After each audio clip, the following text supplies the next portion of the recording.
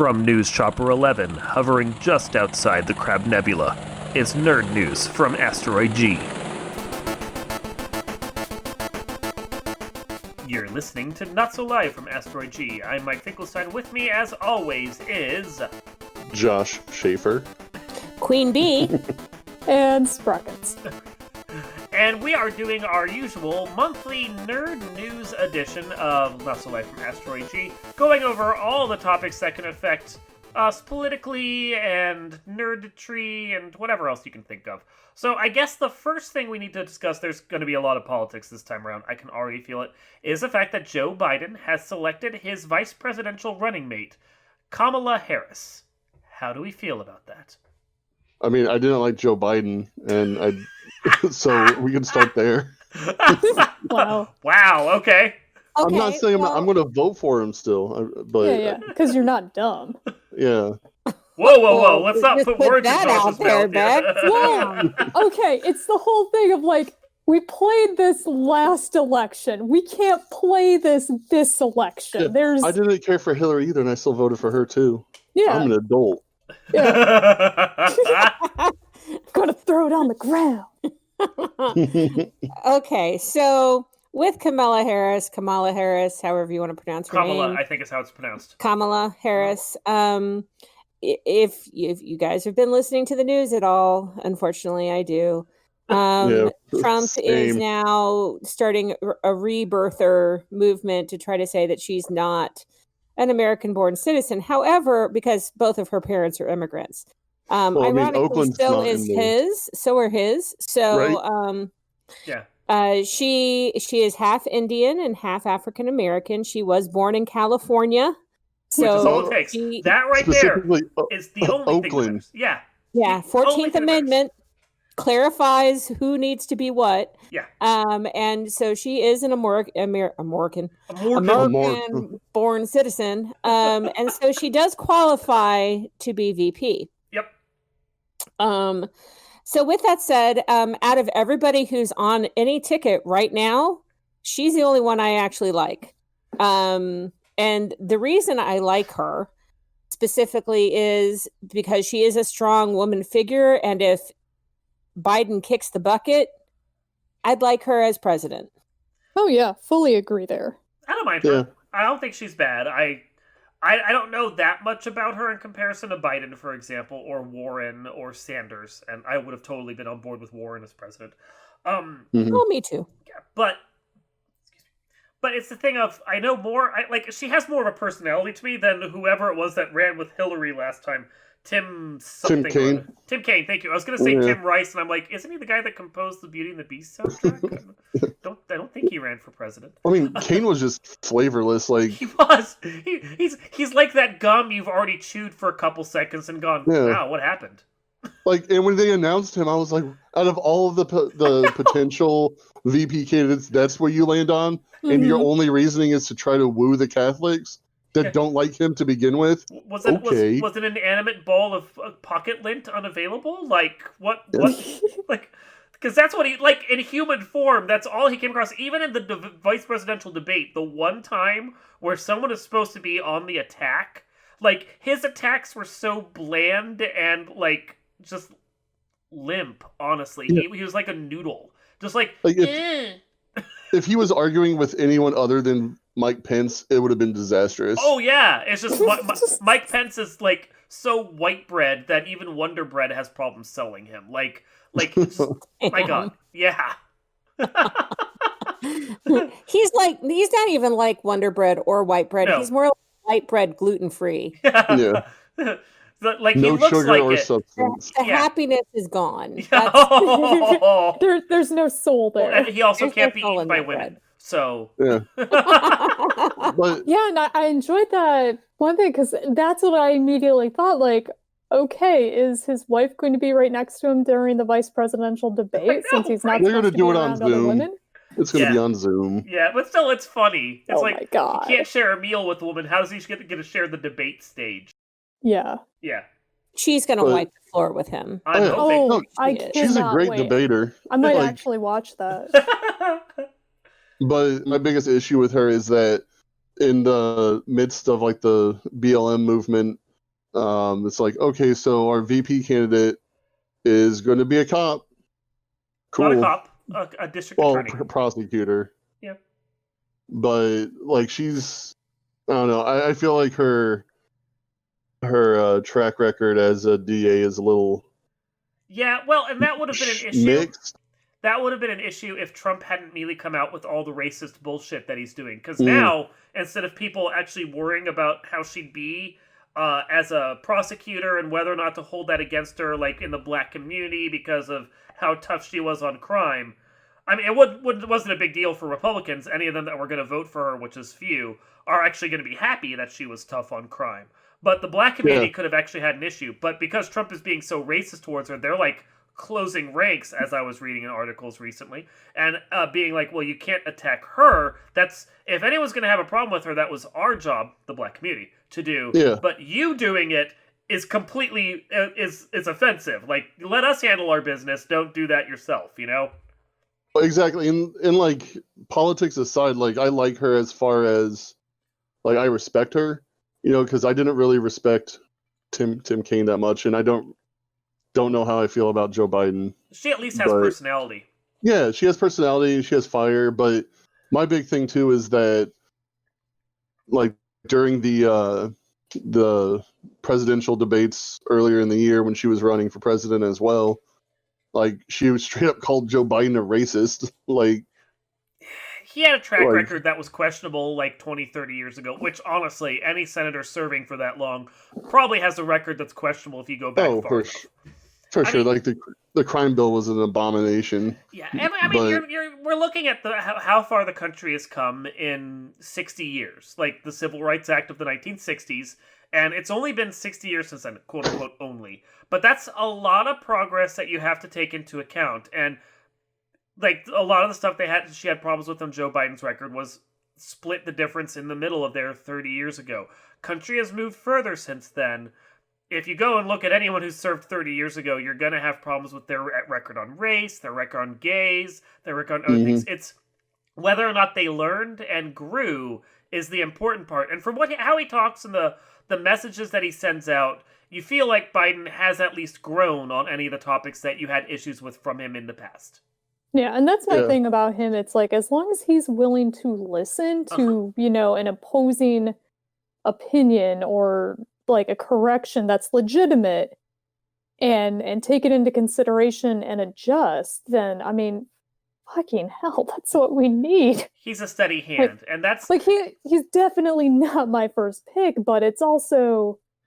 It's not a lesser of two evils for me at this point. Like, a lot of people are like, well, they're all just the same, and voting for him is like voting for Trump. No, it's not. And if you're saying that, you're not paying attention. Yeah, that's you being whiny about how the game is and taking your ball, and it's like, you can't do that. We gotta be adults here. Yeah, like, I would have loved to see a younger candidate on, like, like, at least I think a Gen Xer, because I feel like the Gen X population is just going to be skipped over because the next one's going to be a millennial, I bet.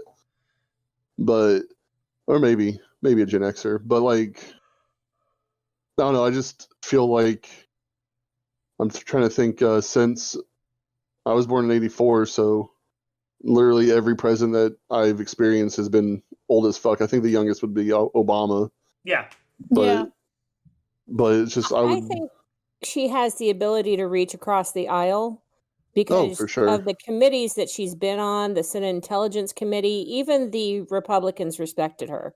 So, because they have set Lindsey Graham, let's just say Lindsey Graham, has said she is hard-nosed, she's smart, and she's tough. Well, Lindsey Graham's trying to claw his way out of the Donald Trump grave that he dug for himself. Right. Marco Rubio, Richard Burr, and Roy Blunt have all praised her, saying that she's well-prepared, effective, and a quick study. So, sounds a little racist, honestly. did they also say she enunciated well? Because I feel like they're really talking down to her at that point. She was so well prepared. That's rude, honestly. But she has voted both sides, too. So I think she actually takes everything independently. She doesn't just blatantly vote for something because it's Democrat or blatantly vote against something that's Republican. I think she actually takes it into consideration with all of her education, and she looks at it and she says, okay, now if I were on the end of this stick, would I think this is fair? And so that's what we need. That's what we need right now, because not everything that Republicans do is bad, and not everything that Democrats do is good. There is so much murky water out there right now that we have to look on both sides and basically try to come to an understanding on both sides. Because right now, everything is Democratic or Republican with those two groups. And it has broken families in half. It has broken friendships in half. And that's not how life is. We have to be adults. We have to pick up our ball and say, okay, we have to be able to play with our ball between both parties. Otherwise, this will be a COVID end of the world. And I don't think anybody wants that right now. We all expect it, but I don't think anybody wants it. Well, like, my thing is too, like, with that is I'm all okay, like, arguing with somebody or talking to somebody about where taxes should go, because that's not really a fundamental belief structure. It's like, well, I think education should have priority over the military. We can discuss that, but like, people are drawing lines in the sand with like racism and gay rights and things like that, and trans rights.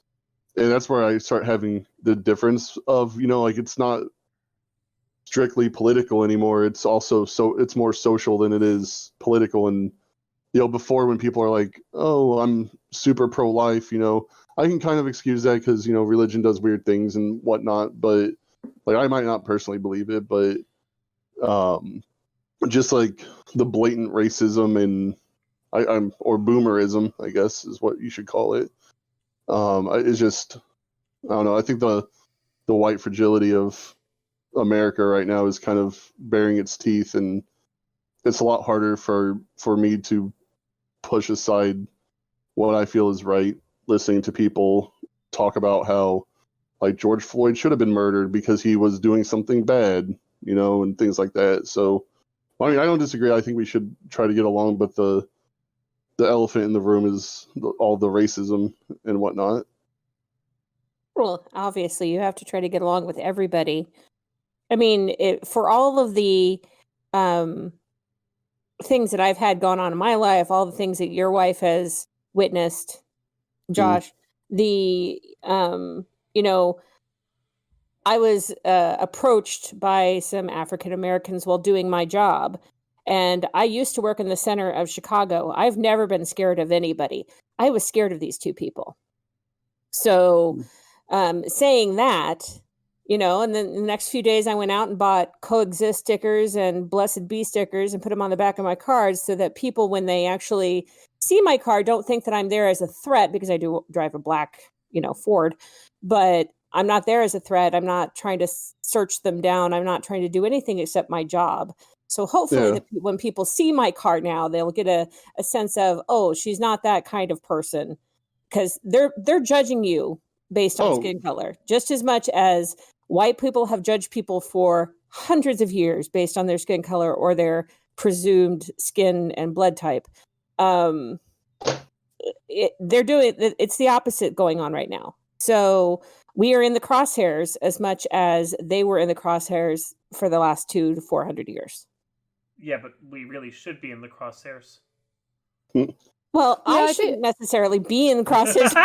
No, you shouldn't. Just because I'm white. I mean, if I did something terrible, I would agree, but I haven't done anything terrible. Yeah, so. It's just the sad byproduct of everything that's been going on, because for them, I mean, it's like a defensive aggression reaction where it's like, when you put up with so much shit and so much shit and so much shit, it doesn't matter who the offender is. If they look like people who have treated you like shit, you're gonna have a bias against them, and it sucks. It's such a human thing, and it sucks, but that's unfortunately where we're at right now. But I mean, I feel uncomfortable around like the classic Karen look people, and that's just from working retail, so I can kind of get that, but I've not personally experienced any, I don't know if it's like reverse racism or what, Like, no, it's just racism. There's no reverse racism. It's just because it's like different races. If you're against a race, but now it's now basically now the focus has been turned around. So instead of white people being racist all the time, it's now that every other ethnicity is getting their chance to basically shit on white people, which may be deserved, Mike. No argument there. I have always said that white people suck. So, and I'm white. So, people in general suck. I think everybody just needs to kind of put on their boots, tie them tightly, get prepared for a storm because that's what's coming. And then when people do approach you, try to de-escalate as often as possible. You know, and I tried in that situation with me, I tried to de-escalate them and they were just verbally abusive. So I understand, you know, I get it. They're angry and they want to be mad at white people and they're going to find any opportunity to be mad. But aside from that, going back to Kamala Harris, I think she's a good choice. That's what we were talking about first. I was like, how do we get on this? Let's get back to this. I think she's a good choice. And I would be proud to vote for Biden based on his VP pick. Yeah, like I have a feeling that Biden's not going to last a full 4 years, and I don't think it's like that conspiracy shit that's like, oh, Biden's going to accidentally get pushed off the edge or a ledge, or he's going to get corona within 3 months and die. Like, I think he's going to. Like, there's a lot of conspiracy theories about that. I kind of felt that beer was awful. I could see that. Yeah, all that QAnon stuff. I mean, we've been hoping for Trump to catch COVID for months now, and that hasn't happened. What about the culling in DC, Josh? Well, hold on. What was that you're going to mention, Becky? Yeah, Mike, you had an interesting theory of Biden, like, basically going 2 years, be like, you know what? I mean, I've heard that. I've heard a couple places. I mean, it's just conspiratorial thinking, but it'd be interesting if he lasted a little over 2 years and then just decided to retire, because he did what he wanted to. He got to be president, which is what he's been trying to do for 4 or 5 terms now. If he retired after 2 years, Kamala Harris would take over, and Kamala Harris would take over, and then she technically would qualify to run 2 more times if she wanted to. She could be a 10-year president if she felt like it. That's true. Yep. So, I don't know. I feel like Veep is a playbook for this run, I think. So, culling in DC. Yeah. So this, I think it was Monday or Tuesday. Okay. I forget which. Okay. But DC, which is owned by Warner Brothers, which is owned by AT&T. Okay, I thought you were talking about Washington DC, and I'm like, what? People have died? Where did that? Oh no. DC Comics and DC Comics movies and so forth. Okay, continue. They had a pretty big layoff of their editorial team. Mm-hmm. I think the number I read was anywhere from 20 to 33%. I'd heard 25, yeah. And that affects their editorial team. That's most of the people that were also working on the DC streaming service, DC Universe, and their entire DC Direct toy line as well. Yeah. So I think the DC Collectibles is done. Yeah. DC Universe is done, and all of the content is moving to HBO Max. More than likely. It's still running right now, but I keep expecting sooner or later I'm going to get an email saying, hey, we're moving you to HBO Max, and all the stuff you liked watching here is over there, which, okay, I guess. Yeah. I mean, I only knew 1 or 2 people actually had the DC Universe thing anyway, so... That was me. I liked it. So I actually really liked it, because it had a bunch of crap on there you can't find elsewhere. Like, as terrible as it was, the Aquaman pilot, which I finally got to watch from 2006, which is, again, terrible. The old 1980s Superboy show that I kept needing to go back to watch. All the Christopher Reeve Superman movies. A bunch of the old animated TV shows. The old serials. And, of course, it wasn't just TV and movies that was on there. They had, like, a huge selection of DC comic books. Yeah, like 25,000 different titles, I think. Yeah, just there. Like, a lot of the new stuff coming out, too, that you can just, like, read digitally on the app and be like, awesome, I could pay for this, and if I don't like the comic, I didn't spend a bunch of money on it. Yeah. Like, well, it's a Jim great Lee service. Jim Lee did say that they're going to keep doing digital content because it'd be a waste of a lot of time and money. Yeah, they have to. It's just, will it be on an app or will it build into HBO, or how are they going to do that at this point? Like, if the app just gets subsumed into HBO fully, that'd be okay. I'd be okay with that. But like, if it's like, well, we're going to do this, but all the comics you have to go over here and pay $5 a month to get this instead, I'll be like, no, that's bullshit. I'm not paying for both. Yeah, no. Yeah. And that's what I'm more curious about too, is where that's going to head. Well, it raises a bigger issue too. Is they're axing a bunch of their editorial staff and trimming down the amount of stuff that DC does in general, which feels short-sighted because so DC is owned by Time Warner. Time Warner is owned by AT&T. AT&T has put down these mandates. And is part of the reason why that they're like pushing HBO so hard, because that's the HBO division of what they bought is one of the most successful things they have, especially when TV and cable is just going the way of the dodo at this point. But Disney gets a lot of material from Marvel. Not everything Marvel produces right now is good, but even the bad storylines like Civil War end up becoming billion-dollar movies when they go through the Marvel Studios filter. Admittedly, DC has not had that same kind of success that Marvel has. But if you... Huh? Oh, go ahead. I thought you were going to say, if you ask the comic book studio that's making all this content for you, what the hell are you going to feed off of long-term to make all your movies? I mean, DC hasn't used a comic book to reference their movies aside from character names ever. So there's that. Well, maybe they should start. And then they should make their totally comic should. Books. Yeah. Like, because I can't. Like, I've honestly not liked any of the DC movies, and admittedly, I haven't watched all of them yet because I'm just burnt out on superhero stuff. Ow! You monster!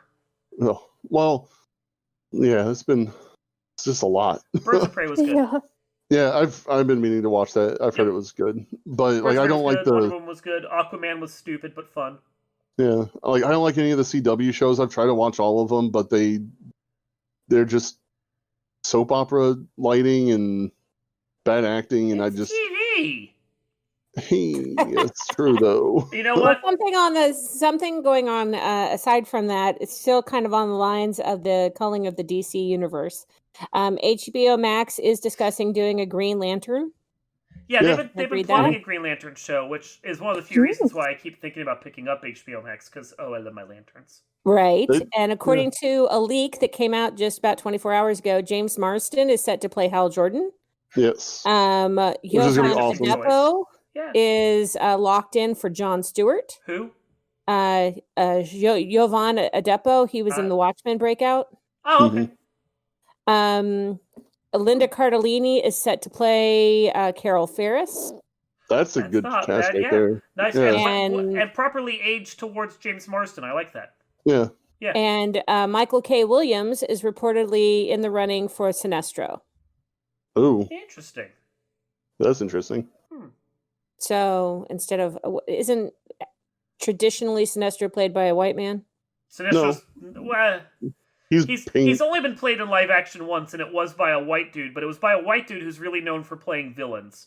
And everyone in that movie was CGI'd. The comic books is Sinestro a different color? He's pink. Purple. Yeah, pink, purple. So it really doesn't matter. Okay, great. No. And plus, Michael K. Williams is amazing. You said Michael K. Williams, right? Yes, Michael K. Williams. Because I heard Josh say Tennessee Williams. Not Tennessee Williams, Michael K. Williams. Like, that is a different kind of character. Son, I said that you came to my planet. I watched the hell out of that. I think I would too. Sinestro, the Southern gentleman. But I just hope that Michael K. Williams brings like 1/100th of what he brought to The Wire for Omar. Oh yeah, no, that'd be great. But Omar was also my favorite character in The Wire. Well, yeah, so he was fantastic. Yeah. So that'll give you some update to the DC universe. Also, AMC, if you are not a Stubbs member, which we all canceled. Yeah, I was going to mention theaters at this point. Yeah, AMC, their first day open are going back to the 1920s, and they're going to be charging 15 cents per ticket. Are there actually movies to show? They're gonna have some movies to show. Yes, they're mostly showing re-releases at this point. Yes. Yeah. But that's also pretty big news for those people who are willing to go out to the theaters, which I'm not yet. Nope. So yeah, they said that by December, anyone who hasn't unfrozen their AMC Stubs account will have their AMC Stubs account unfrozen because the theaters will be back open and everyone should come. And I'll be like, yeah, no, I think by that point I'm just going to cancel. And I'm not going back to the theaters until 2022. Yeah, that's my thought too. Well, I mean, when you have Mulan coming out on Disney Plus for $30 that you can just rent, and it's not even a rent, it's like a rent buy thing. It's just permanently in your account the second you pay for it. Although, more than likely you wait 2 or 3 months and it'll just be free in there anyway. And you have Bloodshot came out to direct to DVD or direct to video, I should say. Bloodshot came out to direct to video. Bill and Ted Face the Music is going to be coming out direct to video as well as in theaters. And you can pay $20 to watch that one in your home. It's the thing that I think Josh and I discussed a while ago, which is when you have a really nice speaker system, when you have a really nice TV, when you have a 4K Blu-ray player, when you can stream 4K HDR to your TV, and you have a bathroom right nearby, and you have snacks, and you don't have to worry about other people getting in your way. Even before there was a virus you had to worry about contracting, at a certain point, the theater-going experience loses its luster. The only thing it had going for it was it got movies 6 months before you got to watch them on streaming. But because of coronavirus, that's changing too, and most theaters most production companies aren't even worrying about that anymore. I feel like, and Josh, maybe you back me up on this, I feel like we're not even going to see movies being released solely to theaters again until 2022. I would be surprised if theaters survive this. Disney's going to buy at least one theater chain. I'm going to bet you money. It's going to own AMC, I'm sure. Yeah, well, that's the Supreme Court ruling that struck down the whole ownership rules for theater companies. How, back from the 1930s or 40s, the Paramount rule that prevented production companies from owning theater chains so that you couldn't get a top-to-bottom monopoly. Since that was thrown out, 5-1 says Disney buys at least one theater chain, if not as many as they can gobble up. Yes. Yeah. So, Disney presents AMC theaters, and I think I'm just going to watch everything at home at that point. Yeah, I mean, and if you think about it, Mulan's $20, I would have probably went to see Mulan in the theater, and I mean, I'd have to pay for my ticket, my wife's ticket, and my daughter's ticket. Yep.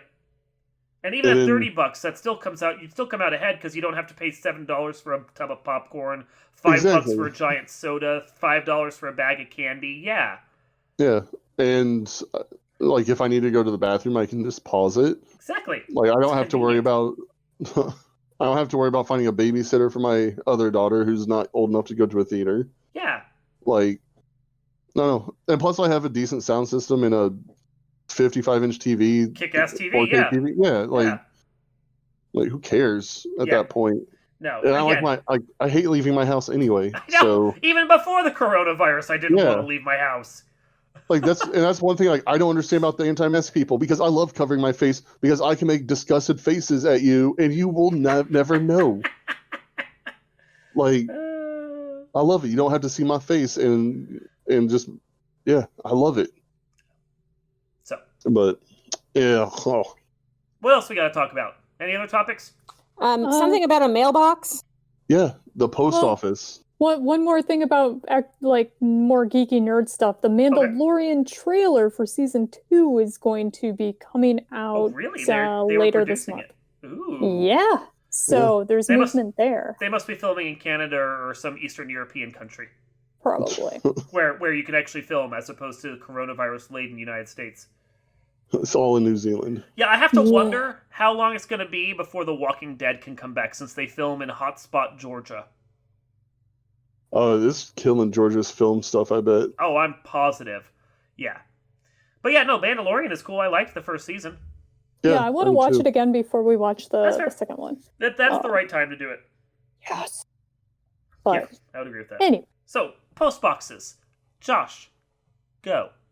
So, some people believe this is due to just blatant voter interference, but I would be one of those, but sure. I am too, but I was trying to remain remain Fuck, unbiased. why would we want to do that? Shit. Fair. But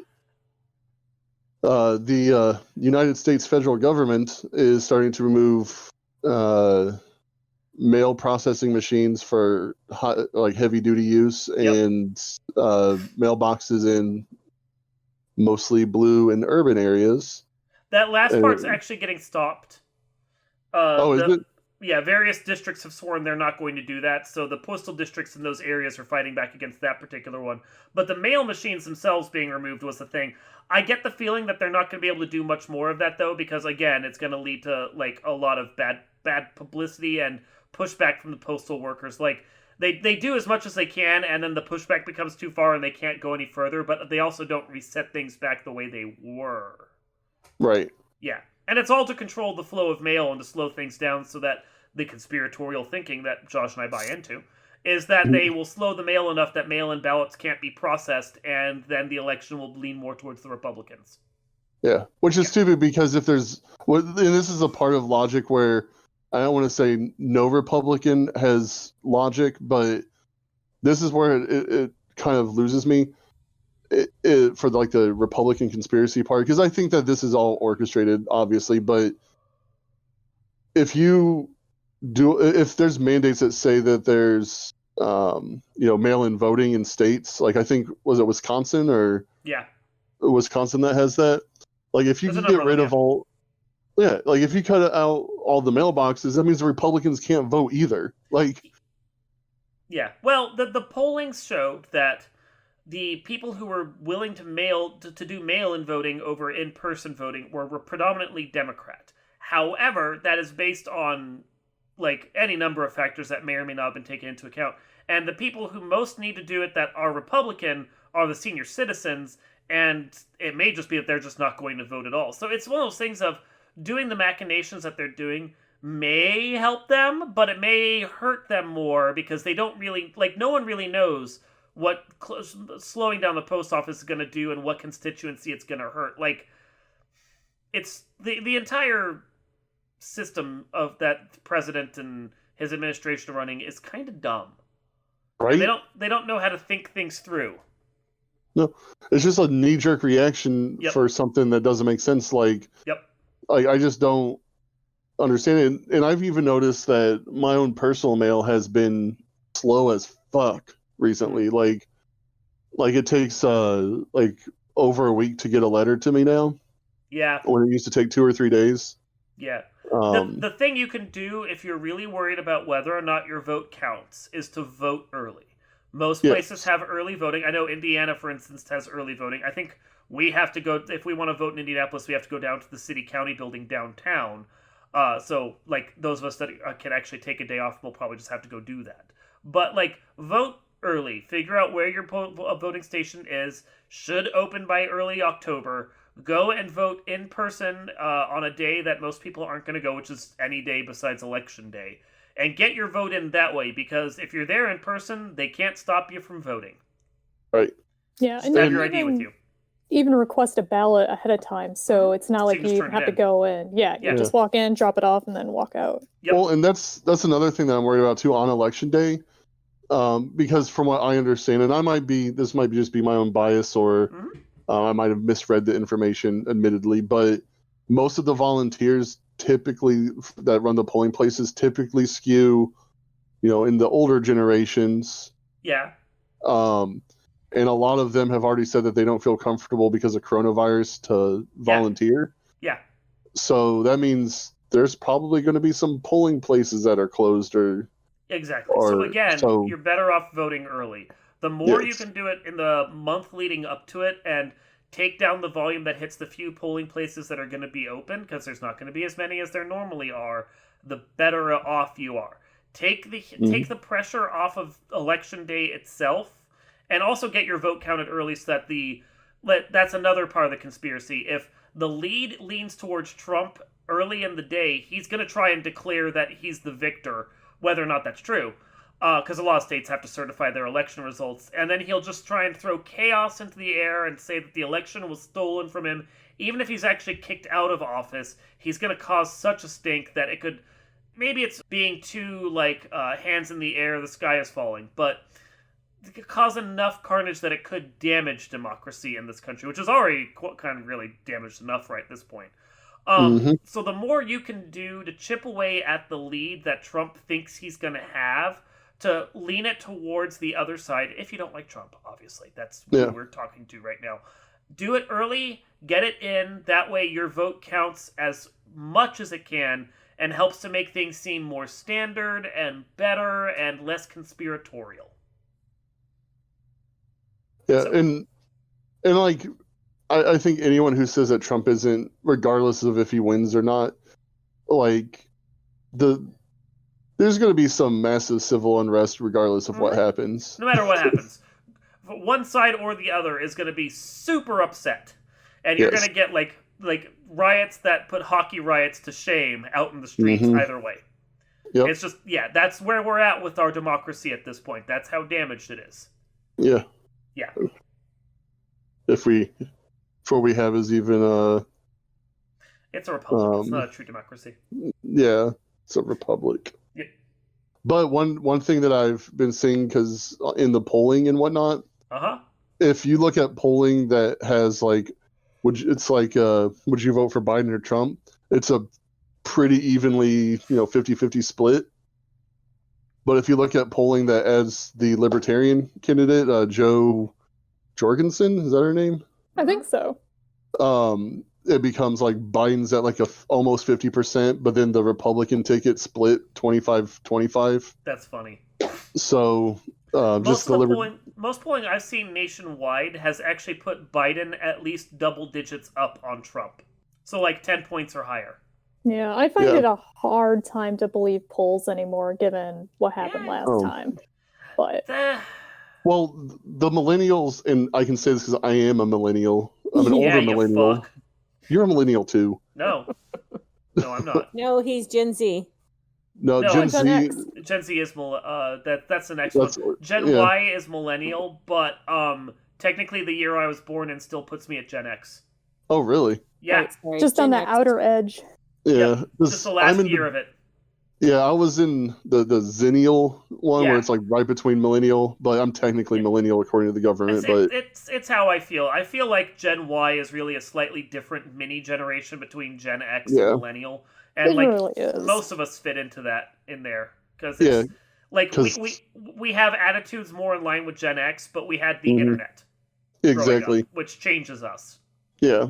But we didn't have the internet, well, I didn't anyway. Like, it wasn't widespread when I was like a kid. Like, I still did like Saturday morning cartoons and stuff. Yeah, the best you could do was like a BBS at like elementary school. Yeah. Yeah. Where it was like, this is so cool. I can do Mad Libs on the computer. I can talk to someone and they'll respond to me 8 hours later.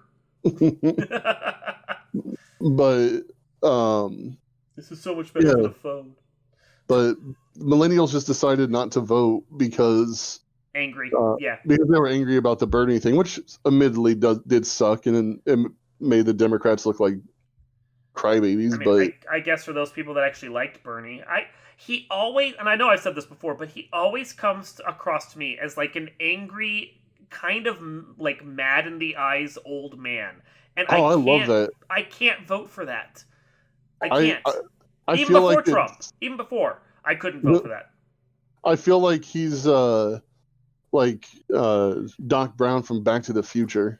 Yeah, I don't want Doc Brown leading this country. I don't want him going over to Libya, stealing a bunch of plutonium, and traveling back to the 1950s. That is not the kind of leadership we need, okay? It is. But I think that the millennials and younger have learned their lesson about what happens when you do that. Because we had that happen with the Bush-Kerry thing with the older millennials and Gen X people, I think. So I think there'll still be some that protest vote, but I don't think the protest vote is going to be anywhere near as big this time around. Especially when a lot of people realize it's not just president that's on the line, but it's Senate, increasing the lead in the House, and judges, because a lot of people are realizing if they let Trump back in office and the Senate continue to be in control of the Republicans, who's going to replace Ruth Bader Ginsburg? Yeah. Yeah, So, a lot of conspiracy a lot of them. theories about her. Yeah. Oh yeah, there's a bunch of those. Yeah, I buy into the one where she's actually a Terminator and her programming is just slowly dying. I read that she's actually dead, and that it's like a weird Mex Headroom thing when she's on camera. What? Yeah, there's people that were saying that, and I was like, what the fuck? God. So we just. Does it have the day glow backgrounds? Because I don't know. I would support that. I mean, honestly, at this point, I think AI would make a better Supreme Court than what we have. She really has been kind of a drive for most of women's rights and everything else. Mm-hmm. So, she's a leader with technology. I believe that. Yeah. Yeah. She just uploaded herself into the cloud. I'm okay with that. RBG.net. So she'll never get off of the Supreme Court. Nope. She'll be there forever. Anyway, we got anything else? I think it's mostly politics. It's all politics. And then just a little DC. Hey, anyway. COVID is still going on. Whee! FYI. I don't want to feel like we're minimizing that because we at least mentioned it a few times. But yeah, people are still stupid. Oh yeah. Governments are still they opening. Really are. Yeah. They really are. Yeah, even though the governor said, "Oh yeah, if things get bad, we'll roll things back." Nope, no rolling back. Everyone's just trying to maintain being open and just spreading the virus around further. America's kind of dumb. 1,800 per day. Yeah. Mm-hmm. Yep. Maybe for the sake of the environment, if the coronavirus zombie apocalypse happens, that wouldn't be entirely bad. I already said I'm very disappointed Mom didn't turn into a zombie when she died. I was really hoping for her to be patient zero. Well, we had her cremated, so she couldn't. Oh, no, but she should have turned before we had her cremated. True. That would have been amazing. Anyway, but no, she had to die like a regular person, and then we had to cremate her. Whatever. I think we're good at this point. So, this has been Nerd News from Not So Live at Asteroid G. I am Mike Finkelstein. I'm Josh Schaefer. I'm Queen Bee. And I'm Sprockets. And we will see you next time.